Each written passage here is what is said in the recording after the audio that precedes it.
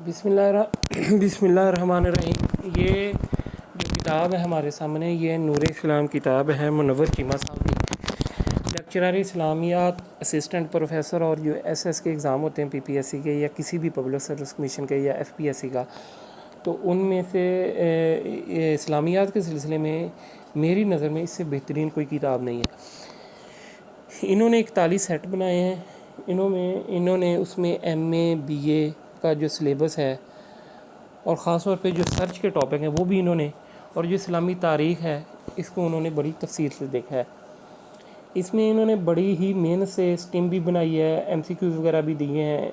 उसके अलावा ये देखें आप 2011, 14, 15 और 17 के पेपर, चारों पेपर दिए हैं।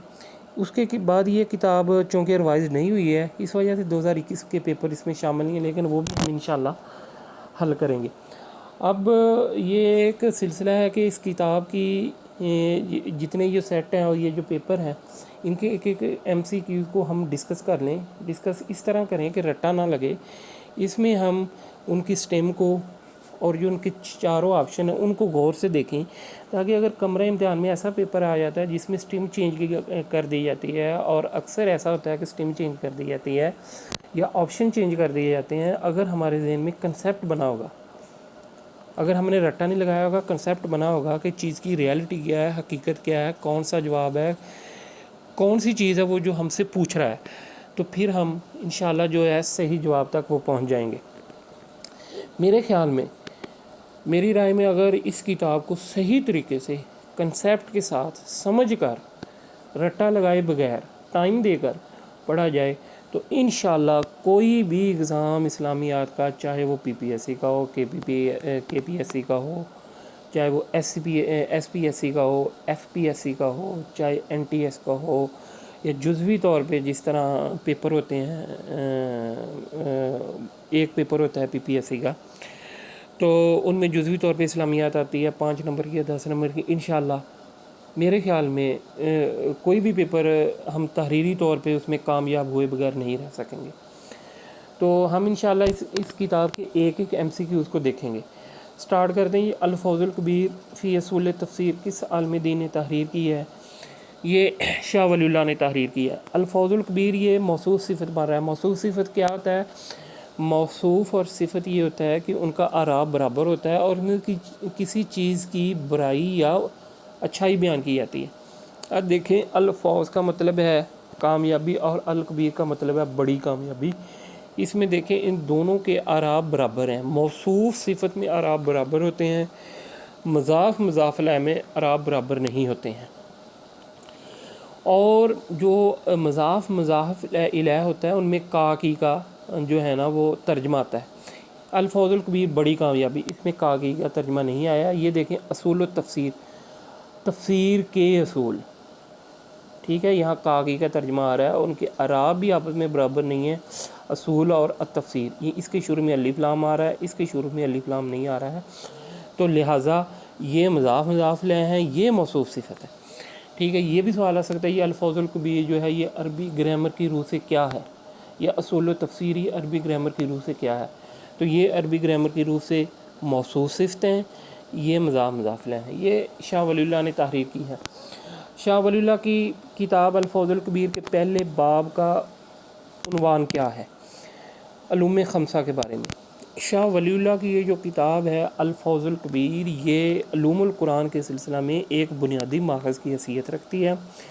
अगर इस किताब को सही तरह समझ के पढ़ लिया जाए तो ये जितनी भी असूल तफ़सीर की किताबें हैं आज मार्केट में, इन सब से हमें बेनियाज़ कर देती है। और इन सारे ही मुसन्निफ़ीन और मौल्लिफ़ीन ने हज़रत शाह वलीउल्लाह रहमहुल्लाह से बिल वास्ता या बिला वास्ता फ़ायदा उठाया है।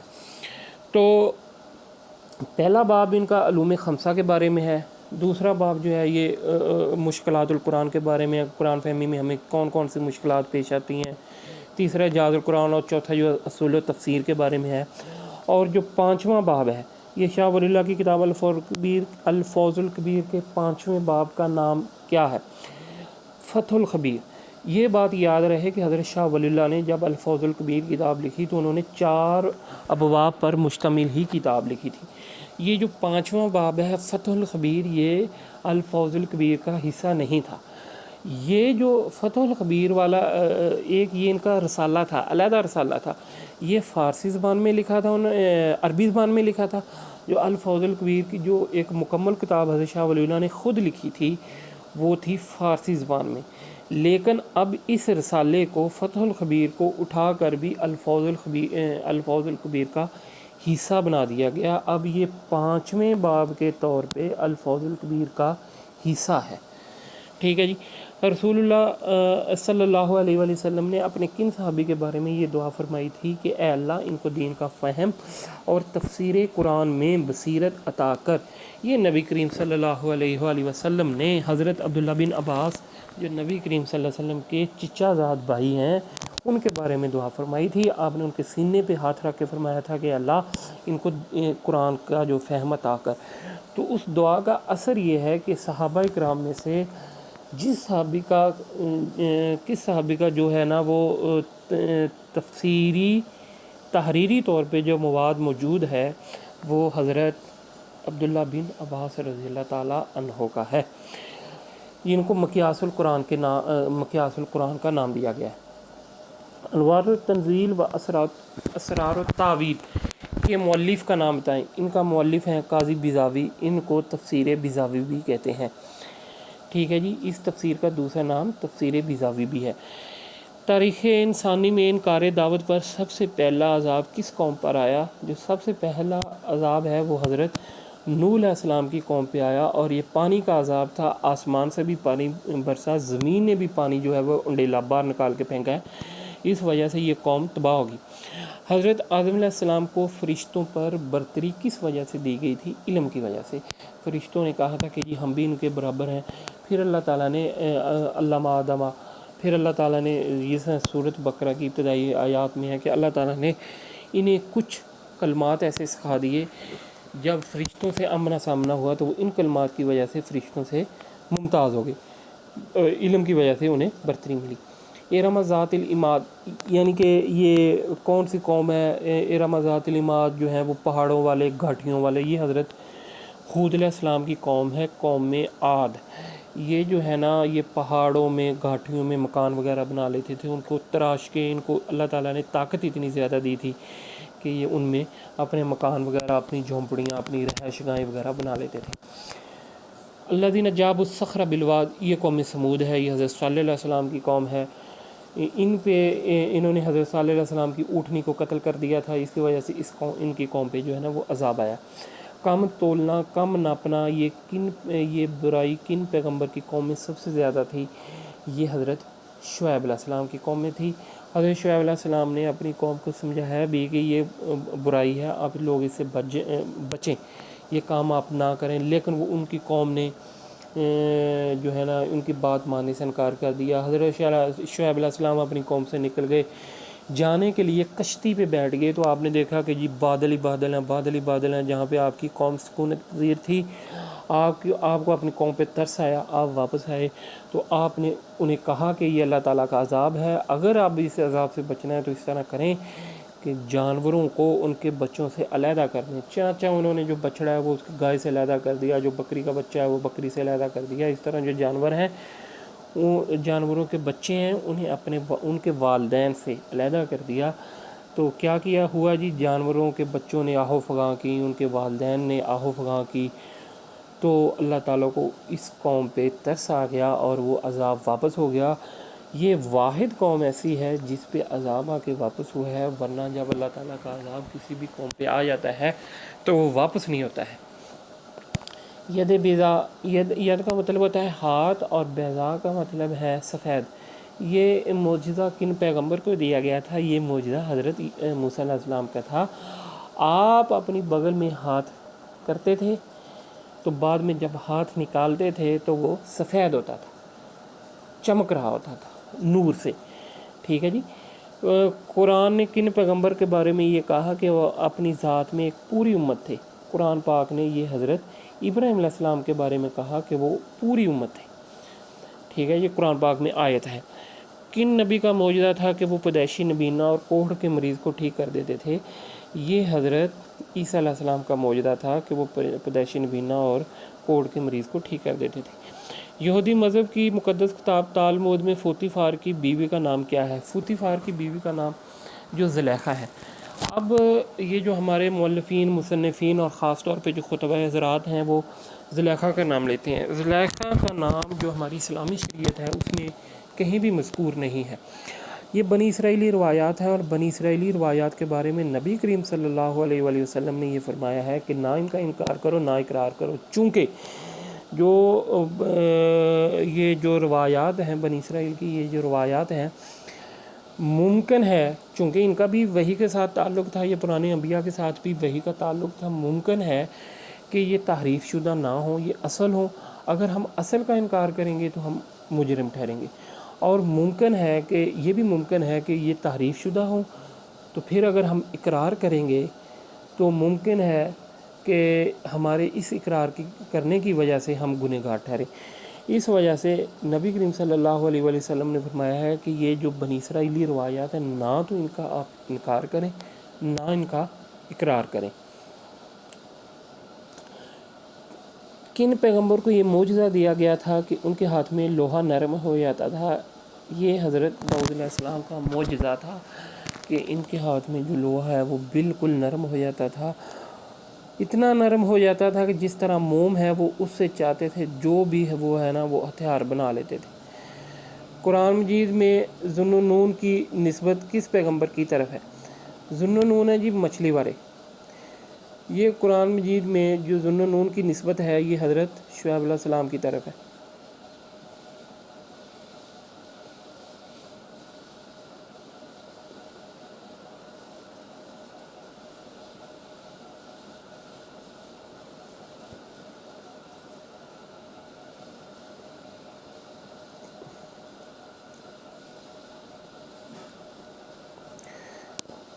سورۃ حدید میں دنیا اچھا جی، یہ حضرت شعیب علیہ السلام کی بات، حضرت یونس علیہ السلام کی طرف ہے ذوالنون کی نسبت۔ یہ ہوا یہ کہ حضرت یونس علیہ السلام اپنی قوم کو تبلیغ کرتے ہوئے، لیکن قوم نے جب بات نہ مانی تو مایوس ہو کر چلے گئے۔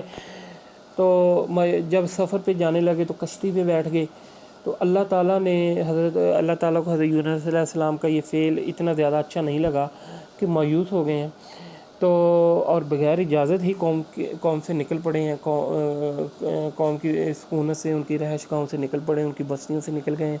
تو وقتی طور پہ آزمائش کے طور پہ حضرت یونس علیہ السلام جو ہے وہ مچھلی کے پیٹ میں چلے گئے۔ پھر آپ وہاں پہ آیت کریمہ لا الہ الا انت سبحانک انی کنت من الظالمین کا وظیفہ جو ہے نا وہ کرتے رہے، یہ قرآن پاک میں بھی مذکور ہے۔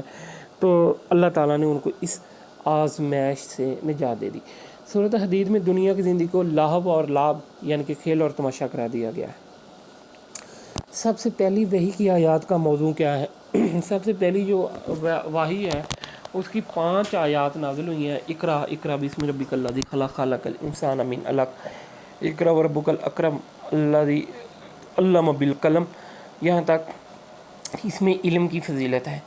یہ 5 آیات نازل ہوئی ہیں۔ قرآن مجید میں وہ کون سی صورت ہے جس کے آغاز میں بسم اللہ نہیں ہے؟ یہ صورت توبہ ہے۔ یہ صورت انفال کے فوری بعد آ جاتی ہے۔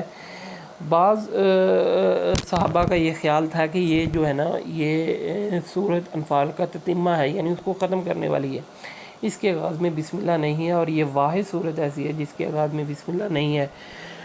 حضرت ابراہیم علیہ السلام کا لقب کیا تھا؟ خلیل اللہ، حبیب اللہ۔ نبی کریم صلی اللہ علیہ وسلم کا لقب ہے کلیم اللہ، اللہ سے کلام کرنے والے۔ یہ حضرت موسیٰ علیہ السلام کا لقب ہے سیف اللہ، حضرت خالد بن سیف کا لقب ہے۔ امام الناس کن پیغمبر کا لقب ہے؟ امام الناس حضرت ابراہیم علیہ السلام کا لقب ہے۔ چونکہ حضرت ابراہیم علیہ السلام کو امام الناس اس لیے کہا جاتا ہے کہ 3 بڑے مذاہب ہیں دنیا میں جو سامی مذاہب ہیں۔ پہلے نمبر پہ یہودیت ہے، تاریخ کے لحاظ سے دیکھا جائے، چونکہ یہ حضرت موسیٰ علیہ السلام اس کے جو پیشوا ہیں اور رہنما ہیں۔ دوسرے تو آتے ہیں عیسائی جو حضرت عیسیٰ علیہ السلام کو اپنا پیشوا اور رہنما مانتے ہیں۔ تیسرے نمبر پہ ہم مسلم ہیں جو محمد رسول اللہ صلی اللہ علیہ وسلم کو اپنا رہنما اور رہبر تسلیم کرتے ہیں۔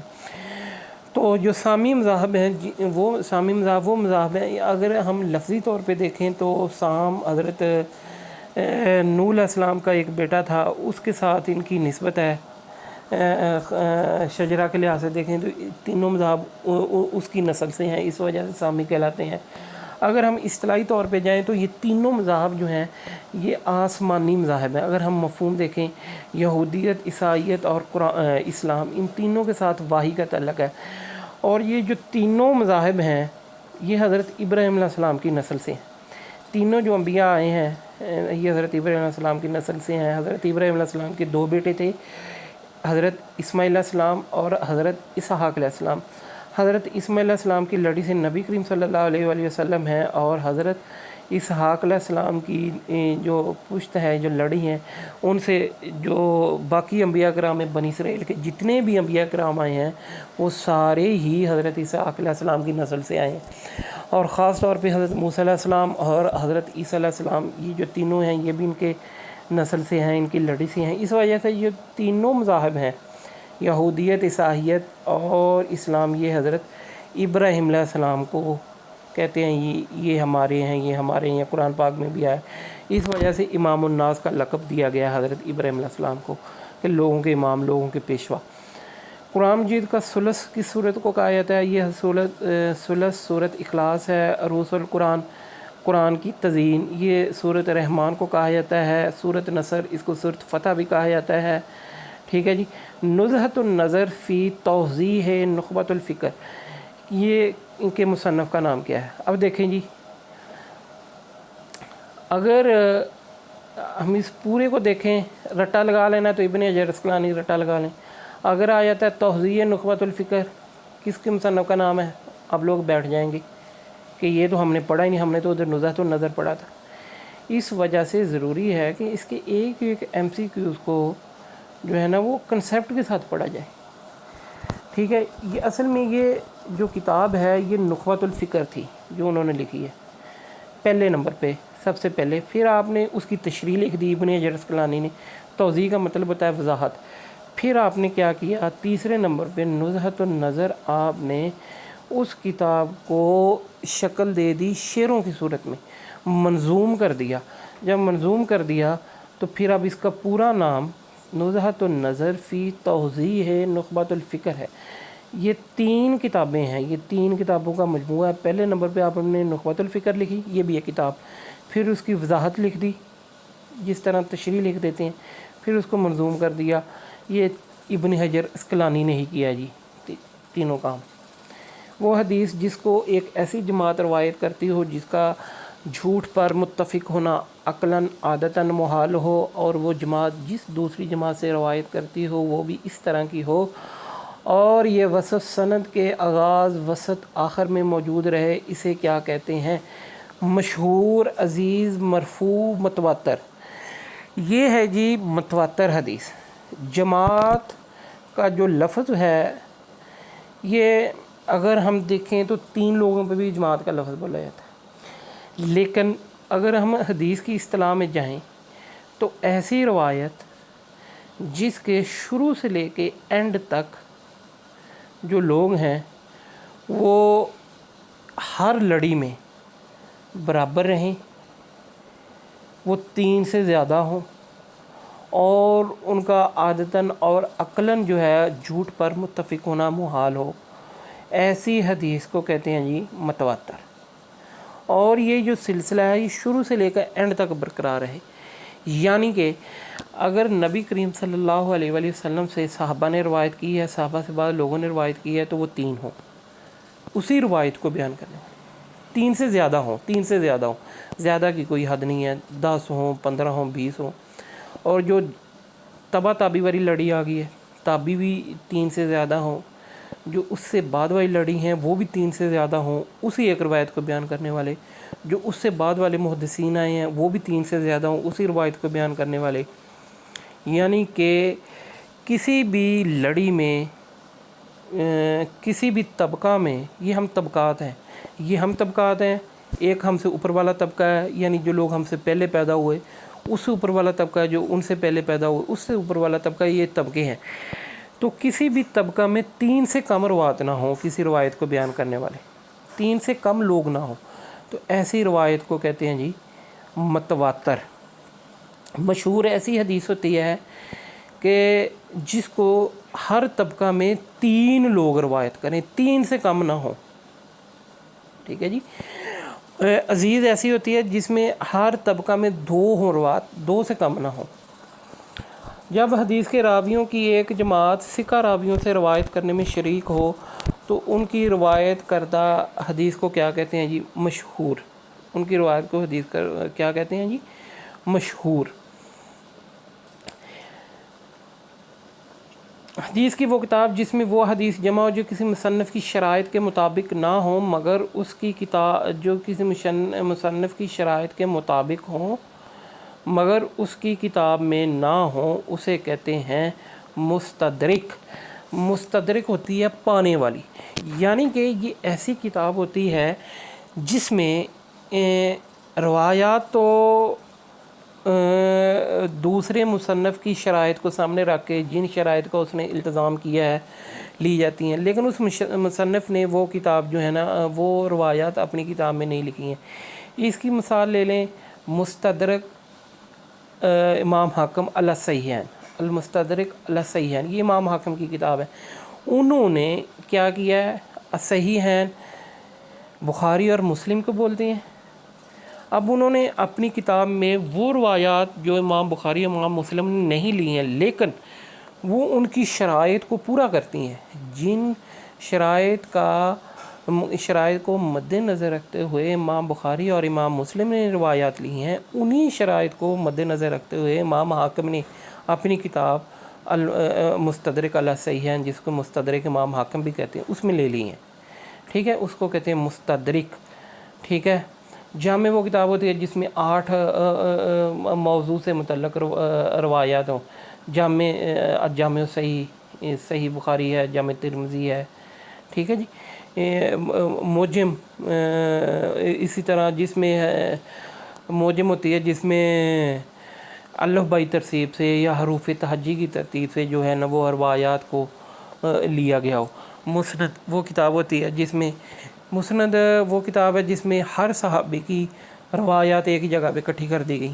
مثلا اگر ہم دوسری حدیث کی کتابوں کا مطالعہ کریں تو وہ کہیں پہ حضرت عبداللہ بن عباس کی روایت آتی ہے، اس کے بعد حضرت عبداللہ بن عمر کی آ جاتی ہے، اس کے بعد کسی اور صحابی کی آ جاتی ہے۔ لیکن جو مسند ہوتی ہے اس میں کیا ہوگا کہ حضرت عائشہ کی روایات ایک جگہ پہ، حضرت ابو بکر کی ایک جگہ پہ، حضرت عمر کی ایک جگہ پہ، حضرت عثمان غنی کی ایک پہ، حضرت علی مرتضیٰ کی ایک پہ، ایک جگہ پہ ساری اکٹھی کر کے، یعنی کہ ایک حضرت آئے گا، ٹائٹل آئے گا روایات حضرت عثمان کی جتنی بھی روایات ہیں وہ ساری، اسی طرح حضرت عائشہ کا ٹائٹل جتنی بھی ہیں ساری ایک جگہ پہ اکٹھی کر دی گئی ہیں۔ اس کی مثال مسند امام احمد بن حنبل ہے۔ حضرت عبداللہ بن عمر، حضرت عبداللہ بن عباس، حضرت عبداللہ بن عمر بن عاص اور حضرت عبداللہ بن زبیر، ان چاروں صحابہ کو کیا کہا جاتا ہے؟ اس میں حضرت عبداللہ بن مسعود نہیں ہے، ان کو عبادلہ اربعہ کہا جاتا ہے، عبادلہ اربعہ کہا جاتا ہے، یعنی کہ ان کے چاریں کو نام عبداللہ ہیں۔ یہ چاروں معروف صحابہ ہیں، یہ حضرت عبداللہ بن عمر حضرت عمر کے بیٹے ہیں، یہ حضرت عباس کے بیٹے ہیں، یہ حضرت عمر بن عاص کے بیٹے ہیں، یہ حضرت زبیر کے بیٹے ہیں، ان کو عبادلہ اربعہ کہا جاتا ہے۔ سیاہ ستہ میں کس کتاب میں فقہی احادیث کا ذخیرہ زیادہ ہے؟ سنن ابی داؤد میں۔ اس میں فقہی جو ہے نا وہ حدیث بہت زیادہ ہیں، یعنی کہ جن سے مسائل وغیرہ، فقاہت وغیرہ، مسائل کا استخراج وغیرہ، استنباط ہوتا ہے۔ نبی کریم صلی اللہ علیہ وسلم نے کس کے عضو کے بارے میں یہ فرمایا کہ اگر یہ صحیح رہے تو سارا جسم صحیح رہتا ہے، اگر اس میں فساد آ جائے تو سارا جسم فساد کا شکار ہو جاتا ہے؟ یہ نبی کریم صلی اللہ علیہ وسلم نے دل کے بارے میں فرمایا ہے کہ انسان کا یہ جو دل ہے نا یہ اگر ٹھیک رہے تو انسان کا جو سارا جسم ہے وہ ٹھیک رہتا ہے۔ حدیث کے مطابق جس شخص کا عمل اسے پیچھے چھوڑ گیا اس کا نسب اسے آگے نہیں بڑھائے گا۔ اسی مفہوم کی حدیث ہے جب نبی کریم صلی اللہ علیہ وسلم نے حضرت فاطمہ رضی اللہ تعالیٰ عنہ کو فرمایا کہ فاطمہ عمل کرنا، یہ نہ کہنا کہ میرا باپ جو ہے وہ نبی ہے، یعنی کہ وہاں بھی آپ اسے نہ انہیں یہی ترغیب دے رہے ہیں کہ عمل کرنا۔ ٹھیک ہے، باقی نبی کریم صلی اللہ علیہ وسلم کے تعلق کا، نبی کریم صلی اللہ علیہ وسلم کی نسبت کا یقیناً ہمیں فائدہ ہونا ہے، لیکن یہ چونکہ بعض آپ کے اقوال اور افعال ایسے تھے کہ آپ بعد والے لوگوں کو بتانا چاہ رہے تھے، ان کے سبب کے لیے آپ نے حضرت فاطمہ کو فرمایا کہ یہ نہ ہو کہ آپ عمل میں سستی اور کوتاہی کا شکار ہو جائیں کہ میرا باپ نبی ہے۔ آپ نے فرمایا کہ عمل کرنا۔ فن فقہ کی کتاب اصول الشاشی احمد بن محمد. یہ دیکھیں اب یہاں پہ ہم کیا کنسیپٹ بنا سکتے ہیں, یہاں پہ رٹا ہے. یہ جو مصنفین ہیں ان کی کتب ہیں, ہاں انشاءاللہ ان کی بھی کنسیپٹ ہم بنائیں گے, کوشش کریں گے کہ نوٹس وغیرہ ایسے شیئر کر دیے جائیں گے, ایک مصنف کی کتب جو ہے نا وہ ایک جگہ پہ اکٹھی کر دی جائیں, لیکن یہاں پہ رٹا ہی ہے.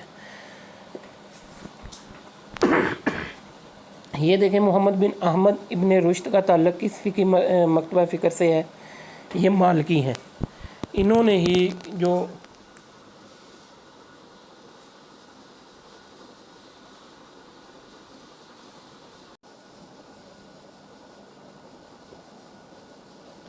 اسواق العرب سے کیا مراد ہے, عربوں کے خدا رسول اللہ صلی اللہ علیہ وسلم کے دادا کا کیا نام تھا, آپ کے دادا کا نام تھا شیبہ.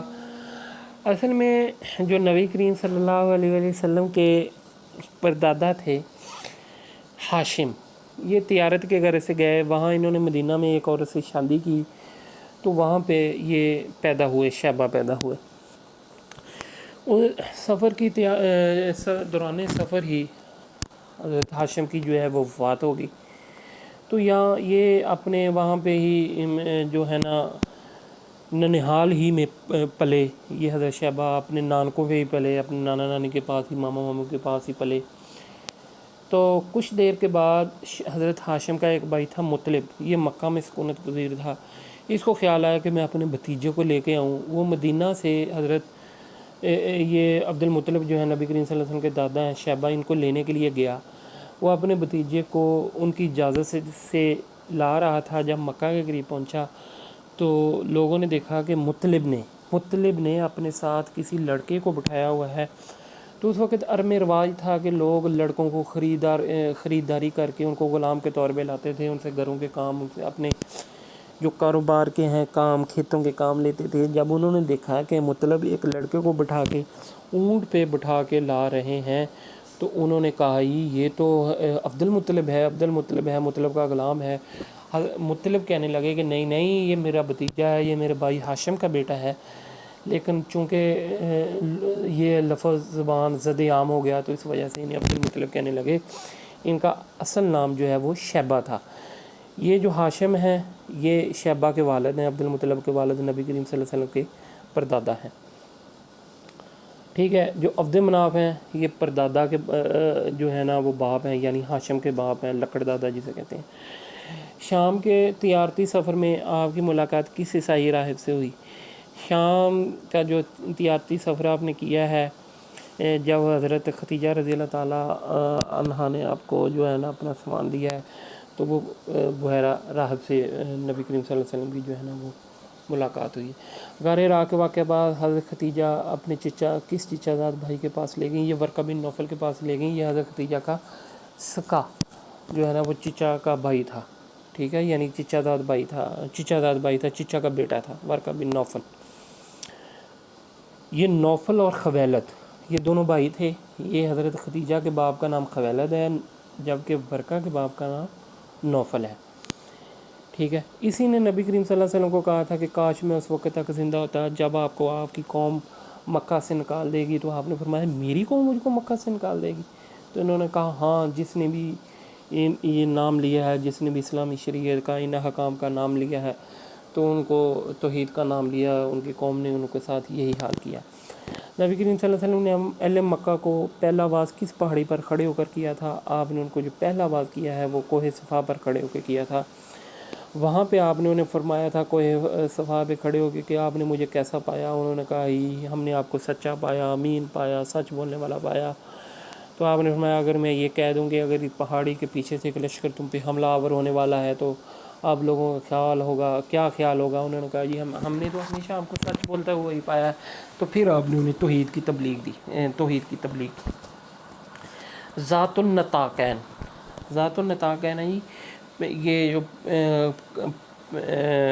پہلو کا جو کپڑا عورتیں باندھتی ہیں نا عرب میں, خاص طور پہ جو پہلو پہ کپڑا باندھ لیتی ہوتی تھیں, تو یہ حضرت اسماء بنت ابی بکر کا یہ لقب انہیں کیوں ملا؟ جب نبی کریم صلی اللہ علیہ وسلم اور حضرت ابو بکر رضی اللہ تعالیٰ عنہ غار میں تھے, غار ثور میں تھے. جب آپ ہجرت کی غرض سے نکلے ہیں تو انہوں نے جب کھانا تیار کیا, کھانا بھیجنے کے لیے حضرت اسماء رضی اللہ تعالیٰ عنہ, تو انہیں کوئی کپڑا نہ ملا. اس کو باندھنے کے لیے، تو انہوں نے فوری طور پہ جو اپنا جو کمر باندھا ہے اس کو جو پھاڑ کے باندھا، تو اس وجہ سے ان کا لقب جو ذات النطاقین پڑ گیا۔ حضرت ابو بکر کو کس جگہ یہ ثقیفہ بنی سعدہ، یہ حضرت جو ہے نا کیا نام ہے حضرت سعد بن عبادہ، یہ ان کی جگہ تھی جہاں پہ ان کی پنچایت وغیرہ لگتی تھی، جس طرح ڈیرا تھا جہاں پہ ان کے خاندان کے لوگ آباد تھے، تو وہاں پہ انصار اکٹھے ہوئے تھے خلیفہ بنانے کے لیے۔ تو جب حضرت عمر اور حضرت ابو بکر صدیق رضی اللہ عنہ کو اس بات کا ادراک ہوا کہ نبی کریم صلی اللہ علیہ وسلم کا ابھی وصال ہوا ہے، ابھی آپ کے تدفین کے مراحل طے ہونے ہیں، بہت زیادہ مسائل تھے، جو عرب کے لوگ ہیں وہ بھی بغاوتیں کر رہے تھے، بعض لوگ جو ہے وہ اس بات کا انکار کر رہے تھے کہ ہم نہیں دیں گے، آپ کو زکوٰۃ نہیں دیں گے، یہ جو اسلام کا ایک بنیادی رکن اس کا انکار کر رہے تھے، بعض لوگ جہاد سے پھر رہے تھے، مرتد ہو رہے تھے۔ تو یہ سارے مسائل تھے، ان مسائل کا ادراک کرتے ہوئے نبی کریم صلی اللہ علیہ وسلم کے دونوں ساتھی حضرت ابو بکر اور حضرت عمر ان کی رہائش گاہ پہ، ان کے ڈیرے پہ گئے، وہاں پہ آپ نے انصار کو سمجھایا، تو خیر ان کی سمجھ میں بات آ گئی، وہاں پہ ہی حضرت ابو بکر صدیق کی بیعت ہوگی۔ یہ ثقیفہ بنی سعدہ حضرت سعد بن عبادہ ان کے نام سے آئی۔ یہ کون سے صحابی ہیں جن کی سب سے زیادہ آراء کے موافق پرانی آیات، یہ حضرت عمر ہیں۔ بعض موقع پہ انہوں نے مشاورت کی نبی کریم صلی اللہ علیہ وسلم نے، آپ نے اتنی اچھی رائے دی کہ جو آپ کی رائے کے موافق ہی قرآن پاک کی جو آیات ہیں وہ نازل ہوگی۔ کس خلیفہ راشد نے جو ہے پوری امت کو قرآن پاک کی ایک رات پہ جمع کیا؟ یہ حضرت عثمان رضی اللہ تعالیٰ نے جو قرآن پاک کو جمع کیا نا نسخہ کی صورت میں، وہ حضرت ابو بکر صدیق رضی اللہ تعالیٰ عنہ نے کیا ہے، جبکہ قرآن پاک کی ایک ہی رات پہ لوگوں کو جمع کیا ہے وہ حضرت عثمان غنی رضی اللہ تعالیٰ عنہ نے کیا ہے۔ یہ کس امام کا قول ہے جی؟ خلافت نے حضرت علی کو زینت نہیں بخشی بلکہ حضرت علی نے خلافت کو زینت بخشی ہے، یہ حضرت امام احمد بن حنبل کا قول ہے۔ ہندو مذہب انسان کو کتنی ذاتوں میں، یہ ہم نے تقابل دیان میں بھی دیکھا ہے کہ ہندو مذہب جو ہے نا وہ اسلام جو انسان کو ہے وہ 4 ذاتوں میں جو ہے نا وہ تقسیم کرتا ہے، ٹھیک ہے؟ برہمن، خشتری، ویش اور شودر۔ برہمن وہ کہتے ہیں جی یہ برہما کے سر سے نکلے ہیں، ان کا کام ہی جو ہے نا وہ پیشوائی کرنا ہے، یہ ان کے مذہبی لوگ ہیں۔ اس کے بعد جو ان کے پیشوا ہیں، اس کے بعد جو ان کے بادشاہ وغیرہ بنتے ہیں، جو ان کے لوگ حکومتوں میں آتے ہیں۔ جو خشتری ہیں یہ بازوؤں سے نکلے ہیں، یہ ملک کے محافظ ہوں گے، یہ جو آرمی میں لوگ جاتے ہیں یہ خشتری وغیرہ ہوتے ہیں۔ ویش وہ کہتے ہیں یہ جو پیٹ سے ہیں، یعنی کہ یہ جو کریں گے زراعت وغیرہ کا کام کریں گے، کھیتی باڑی کا کریں گے، لوگوں کو ایسی اجناس مہیا کریں گے جس سے ان کی خورد و نوش غذا وغیرہ کا کام چلے ان کو۔ اور یہ شودر کہتے ہیں پاؤں سے، یہ جو ان کا انتہائی ہی پست طبقہ ہے جس کو وہ کہتے ہیں کہ یہ برہما کے پاؤں سے نکلے ہیں، یہ جو چھوٹے چھوٹے کام ہیں یہ وہ لوگ کریں گے، ان کو وہ دلت بھی کہتے ہیں۔ مہاتما گاندھی کو شہرت کس وجہ سے حاصل ہے؟ ایک تو یہ مہاتما گاندھی کو شہرت اس وجہ سے حاصل ہے کہ اس نے ساری زندگی قمیض نہیں پہنی، اور دوسرا جو ہے اس کو نظریہ اہنسا کی وجہ سے ہے، یعنی کہ یہ عدم تشدد کا قائل تھا۔ یہ کہتا تھا کہ عدم تشدد نہیں کرنا، آپ لوگوں نے محبت سے ہی کام چلانا ہے۔ بدھ مت کی بنیاد رکھی گئی ہے 4 سچائیوں پہ، ٹھیک ہے جی۔ پہلے نمبر پہ وہ کہتے ہیں جی دکھ ہے، دنیا میں دکھ ہوتا ہے، پھر دکھ کا وجود ہوتا ہے، اس جو ہے نا وجود کو دور کیا جا سکتا ہے، وہ طریقے بتاتے ہیں۔ اور پھر کہتے ہیں جی اس کے بعد جو ہے نا ایک بہترین چیز جو ہے نا وہ انسانی روح کی شکل میں جو ہے اگر ان چیزوں کو دور کر دیا جائے، وہ 8 طریقے بتاتے ہیں۔ یہ تقابل دیان کے لیکچر میں سارا پڑا ہوا ہے۔ دیپ والی روشنیوں، یہ جین مت کا تہوار ہے، یہ جین مت کا تہوار ہے۔ دیپ والی روشنیاں، وہ روشنیاں وغیرہ جلاتے ہیں، یہ ان کی عبادت ہوتی ہے۔ عقل مند، آہور، امزد اور اہرمن کا تصور کس مذہب میں پایا جاتا ہے؟ یہ جو ہے نا زرتشت ہیں، وہ کہتے ہیں یہ 2 خدا ہیں، اس وجہ سے ان کو سنویت کا مذہب ہی کہا جاتا ہے، سنویت 2۔ تو وہ احور امزد اور اہرمن کا تصور یہ زرتشت مذہب میں پایا جاتا ہے۔ ٹھیک ہے جی، اس کے 2 نام اور بھی ہیں ان کے علاوہ، ایک تو خیر کا دیوتا، شر کا دیوتا، یہ اردو میں ہے، اور ابھی میرے ذہن میں نہیں ہے۔ یوم السبت یہ ہے جی، یہ ہفتہ کا تہوار ہے، یعنی کہ یہ یہودیت کا تہوار ہے یوم السبت۔ اس دن میں انہیں یہودیوں کو منع کیا گیا تھا کہ وہ جو ہے نا وہ مچھلی وغیرہ کا شکار نہیں کریں گے، لیکن انہوں نے اللہ تعالیٰ کی اس بات کو ماننے سے انکار کر دیا۔ قرآن مجید میں اس کے بارے میں آیات بھی نازل ہیں۔ اقانیم ثلاثہ، باپ، بیٹا اور روح القدس، باپ، بیٹا اور روح القدس یہ عیسائیوں کا ہے، یہ اقانیم ثلاثہ۔ اگر یہ سوال آ جائے کہ وہ کون سی چیز ہے جو آپ بتائیں کہ جو جدید ہندو مت اور عیسائیت میں جو ہے وہ مشترک ہے، تو اس کا جواب ہے جی ثلث کا عقیدہ۔ ٹھیک ہے، یعنی جو عیسائی ہیں وہ بھی کہتے ہیں جی کہ 3 ہیں خدا، اور جو ہندو ہیں وہ بھی کہتے ہیں جو ہمارے جو خدا ہیں وہ 3 ہیں، برہما، وشنو اور شیو۔ تریمورتی کا عقیدہ، تریمورتی کا عقیدہ بھی ہے، لیکن ہندوؤں میں اس کا نام تریمورتی ہے، جو عیسائی ہے ان میں اس کا نام اقانیم ثلاثہ ہے۔ یہ بھی 3 خداؤں کو مانتے ہیں، وہ بھی 3 خداؤں کو مانتے ہیں۔ وہ کون سا ہمارے معاشیات ہے جو اپنے نظریہ آبادی کی وجہ سے معروف ہوا؟ وہ ہے جی تھامس رابرٹ مالتھس۔ اس نے جو ہے وہ آبادی کا نظریہ دیا ہے۔ نظر قدر زائد، کارل مارکس۔ قدر زائد ہوتا ہے یہ معیشت سے متعلقہ ہے، اس میں انہوں نے یہ جو کسی چیز کی قدر کا بڑھنا، اگر ڈیمانڈ اور سپلائی کا، یہ سارا کچھ ہے، یہ کارل مارکس، یہ ہمارے معاشیات ہے۔ وراثت کے علم کو فقہی اصطلاح میں کیا کہا جاتا ہے؟ یہ علم الفرائض ہے۔ یہ نبی کریم صلی اللہ علیہ وسلم نے صحابہ کو حکم بھی دیا تھا کہ آپ وراثت کے مسائل سیکھیں۔ یہ علم یہ جو ہے نا حضرت زید بن ثابت رضی اللہ تعالیٰ عنہ یہ اس علم کے بہت بڑے ماہر تھے، علم الفرائض۔ کاشتکاروں سے جو شرعی ٹیکس وصول کیا جاتا ہے اسے کیا کہتے ہیں؟ جو کاشتکاروں سے جو شرعی ٹیکس وصول کیا جاتا ہے اسے عشر کہتے ہیں۔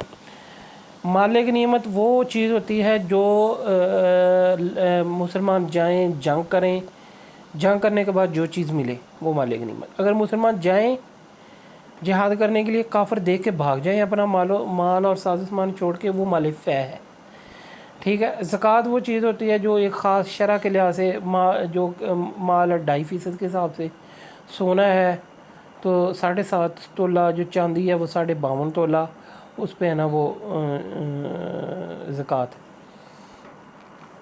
ٹھیک ہے، امام عشر، ہاں عشر کے بارے میں، یہ جو بارانی زمینیں ہیں جن کو بارش سیراب کر دے اور عام طور پہ ضرورت نہ پڑے اس کے لیے، یہ جو ہمارے ذرائع ہیں آب پاشی کے، ٹیوب ویل کی ضرورت نہ پڑے، کھالوں کی جس طرح ہم آبیہ نہ دیتے ہیں، نہروں کی ضرورت نہ پڑے، تو ایسی زمین پہ 10 پہ 1 من، چونکہ اس پہ تو ان کا خرچہ ہی نہیں ہوا، نہ انہوں نے ٹیوب ویلوں کا پانی لگایا، نہ انہوں نے نہروں کا پانی لگایا، نہ انہوں نے آبیانے دیے، ٹھیک ہے، نہ انہوں نے کوئی محنت مشقت کی، اس پہ 10 من پہ 1 من، 9 من گھر، 10واں من اللہ کی راہ میں۔ اور وہ زمینیں جن کو یہ ذرائع آب پاشی، ٹیوب ویل وغیرہ، اس کے علاوہ دوسری جو چیزیں ہیں مثلاً راہٹ ہے، ٹیوب ویل ہے، یہ جو نہروں کا نظام ہے، یہ ایسی زمینوں کے لیے 20 من پہ 1 من، یعنی 19 من گھر اور 20واں من اللہ کی راہ میں، یہ عشر ہے۔ امام ابو یوسف نے کتاب الخراج، یہ ہارون رشید نے خود لکھوائی تھی ان سے ریکویسٹ کر کے، یہ کتاب الخراج، اس میں یہ معیشت کے بارے میں، زمینوں کے بارے میں، مساقات، مزارعت کے بارے میں احکام موجود ہیں۔ یہ کسی سائنسدان کا قول ہے کہ دنیا میں کوئی مرض ایسا نہیں جس کی دوا اللہ نے بکرات کا۔ جامع و بیان العلم و فضل ہی، یہ ابن عبد البر کی بڑی ہی معروف کتاب ہے، حافظ ابن عبد البر کی۔ ٹھیک ہے جی، اس کے علاوہ وہ کون سا مسلم سائنسدان ہے جس نے سب سے پہلے ٹانسلز کا طریقہ علاج؟ ابو القاسم زہراوی۔ جو سب سے پہلے آپریشن کا طریقہ کار ایجاد کیا ہے وہ بھی ابو القاسم زہراوی نے کیا ہے۔ شورے کے تہذاب کو دریافت کرنا کا یہ چونکہ اس سے متعلق ہے کیمسٹری سے، تو یہ جابر بن حیان کا کارنامہ ہے. ٹھیک ہے. ابن الحسم یہ انہوں نے بصیرت وغیرہ پہ کام کیا ہے. ٹھیک ہے، یعنی کہ آنکھوں کے مسائل، آنکھوں کا علاج وغیرہ. اور زمین کا قطر سب سے پہلے یہ ابو ریحان البیرونی، انہوں نے زمین کا قطر، یہ ریاضی دان تھے.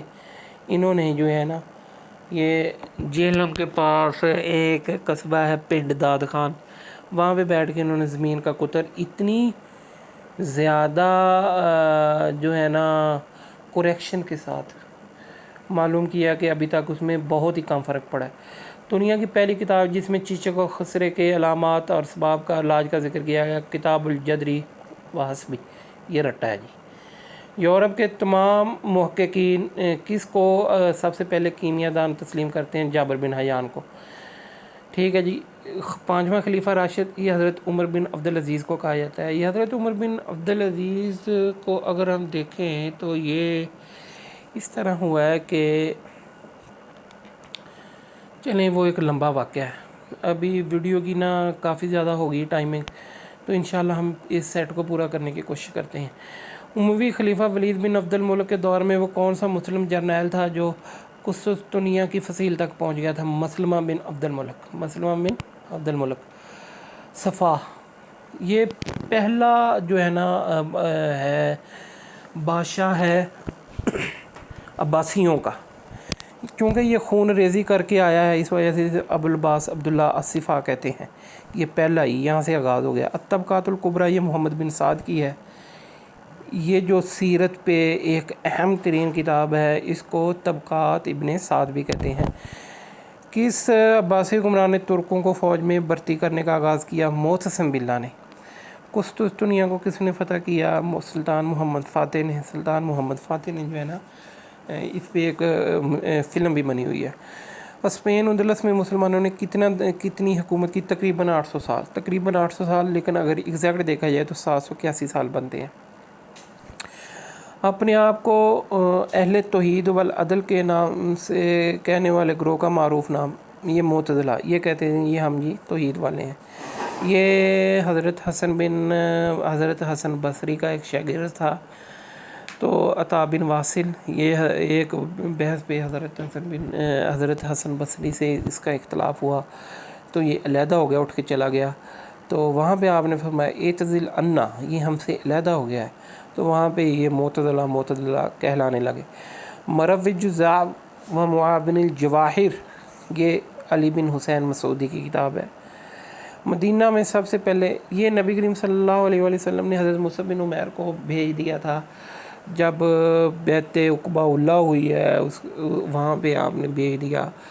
مدینہ کے لوگوں نے کہا تھا ہمیں بھیجیں ہمارے ساتھ کسی کو تبلیغ کے لیے، تو وہاں آپ نے حضرت مصعب بن عمیر کو بھیج دیا تھا.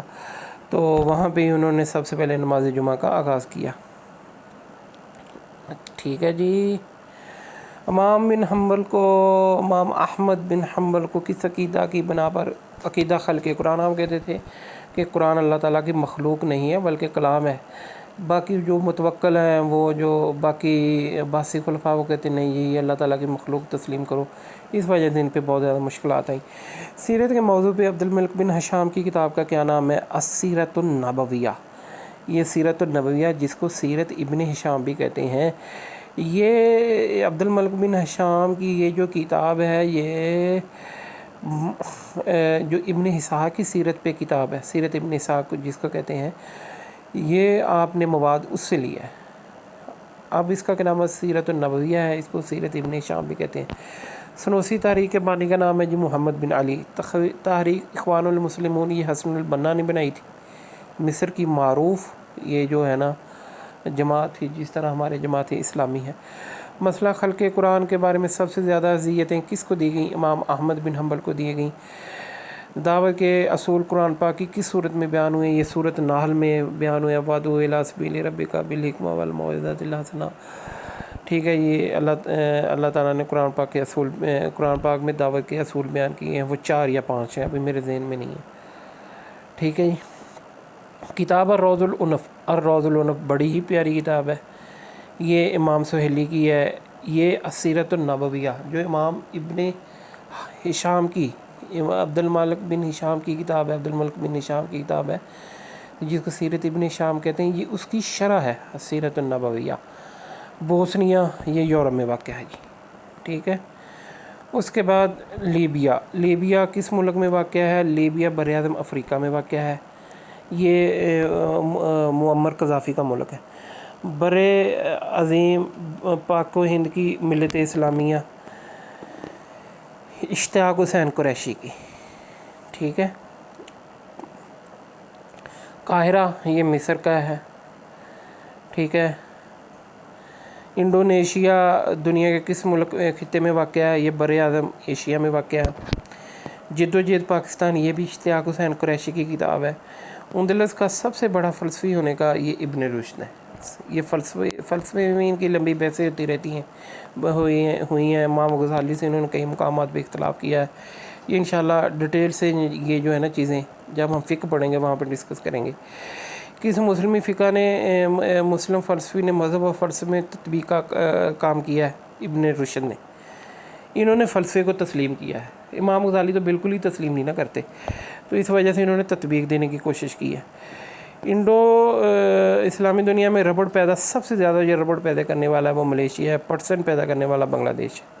ملیشیا میں بہت ربڑ بنتی ہے جی۔ کس ملک کے جھنڈے پر کلمہ طیبہ لکھا ہوا ہے؟ یہ سعودی عرب کا جھنڈا ہے جس پہ کلمہ طیبہ لکھا ہوا ہے، ٹھیک ہے۔ تلوار بھی بنی ہے ساتھ کلمہ طیبہ ہے۔ پٹسن کس اسلامی ملک کی پیداوار ہے؟ بنگلہ دیش کی۔ المحلہ یہ امام ابن حزم یہ فقہ زاری کو مانتے ہیں۔ فقہ زاری کیا ہوتا ہے؟ یعنی کہ جو ظاہری طور پہ کسی عجیز سے احکام نکل رہے ہیں وہ اسی کو تسلیم کر لیتے ہیں، اس کو کہتے ہیں جی ظاہر کو ماننے والے ہیں، ظاہر کو ماننے والے ان کو فقہ زاری۔ یہ المحلہ یہ ان کی معروف کتاب ہے۔ دولت عثمانیہ یہ عزیر محمد کی کتاب ہے۔ جمع بناتے وقت اگر واحد کا صیغہ ٹوٹ جائے تو اس کو جمع مکسر کہتے ہیں۔ دو جمع کی اقسام ہیں، ایک جمع سالم ایک مکسر۔ اگر جمع کا صیغہ جائے ٹوٹ تو جمع مکسر ہے۔ مثلا جس طرح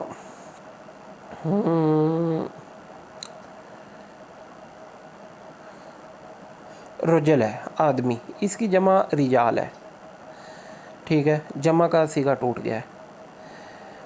دیکھیں رجال جیم کے بعد الف آ گیا ہے، یہ جمع مکسر ہے۔ لیکن اگر صیغہ نہ ٹوٹے، جس طرح مسلم کی جمع مسلمون، مسلم میم سین لام اور میم، وہاں جمع میں میم سین لام اور میم کٹھے آ رہے ہیں، اگرچہ اینڈ پہ جو کچھ مرضی آ رہا ہے، تو یہ جمع سالم ہے۔ مارکہ اسلام و سرمایہ داری کی مصنف کا نام سید قطب یہ اتنے معروف اور اتنی ہی پسندیدہ شخصیت ہے میری خاص طور پہ۔ انہوں نے فی ظلال القرآن کے نام سے قرآن پاک کی تفسیر لکھی ہے، 8 جلدوں میں، پڑھنے کے لائق ہے۔ ایسا اسم جو الفاظ کے اعتبار سے تو مفرد ہو مگر معنی کے لحاظ سے جمع بھی بولا جائے، عربی میں اسے کیا کہتے ہیں؟ اسم جمع۔ مثلا جس طرح آرمی کا لفظ ہے، اب یہ لفظ ایک ہے لیکن یہ ایک پورے گروہ کو ظاہر کر رہا ہے۔ پولیس ہے، لفظ ایک ہے لیکن اس میں جمع کا صیغہ آ رہا ہے۔ اس طرح ایسا لفظ جو اعتبار کے لحاظ سے تو مفرد ہے مگر وہ اس میں ایک جماعت آئے تو اس کو وہ کہتے ہیں جی اس میں جمع کہتے ہیں، ٹھیک ہے۔ متحدہ عرب امارات یہ 7 ریاستیں ہیں، دبئی، اس طرح دبئی ہے، اس طرح ان کے ساتھ کیا ہے، ابوظہبی ہے، ٹھیک ہے، شارجہ ہے، اس طرح یہ 7 ریاستیں ہیں۔ دنیا میں تیل برآمد کرنے والا بڑا ملک کون سا ہے؟ یہ سعودی عرب ہے، یعنی دنیا کو سب سے زیادہ جو تیل دیتا ہے وہ سعودی عرب۔ برآمد ہوتی ہے باہر بھیجنا، درآمد ہوتی ہے گھر منگوانا۔ جوامع السیرہ کے مصنف یہ ابن حزم کی کتاب ہے۔ آبادی کے لحاظ سے دنیا کا سب سے بڑا ملک انڈونیشیا ہے۔ چاغی کی وضع شہرت پاکستانی یا ایٹمی دھماکے کی ہیں۔ یوم یکجہتی کشمیر کا منایا جاتا ہے 5 فروری کو۔ ہندو مسلم اتحاد کا سفیر کہا جاتا ہے قائد اعظم کو۔ اموی حکمران ہشام بن عبد الملک کے سامنے شاعر فرزدق نے کن امام کی شان میں قصیدہ پڑھا تھا؟ امام زین العابدین کی شان میں۔ مشرقی یورپ کے واحد اسلامی ملک کا نام البانیہ، ٹھیک ہے جی۔ یہ ہمارا پہلا سیٹ مکمل ہو گیا۔ اسی طرح انشاءاللہ ہم اس کے جو باقی سیٹ ہیں، جو باقی پیپر ہیں، جو باقی کتب ہیں، گلدستہ ہے، اس کے علاوہ جو ڈوگر والوں کی ہیں یا باقی جتنی بھی کتب ہیں ان کو انشاءاللہ اسی طرح سے ہم دیکھیں گے۔ السلام علیکم۔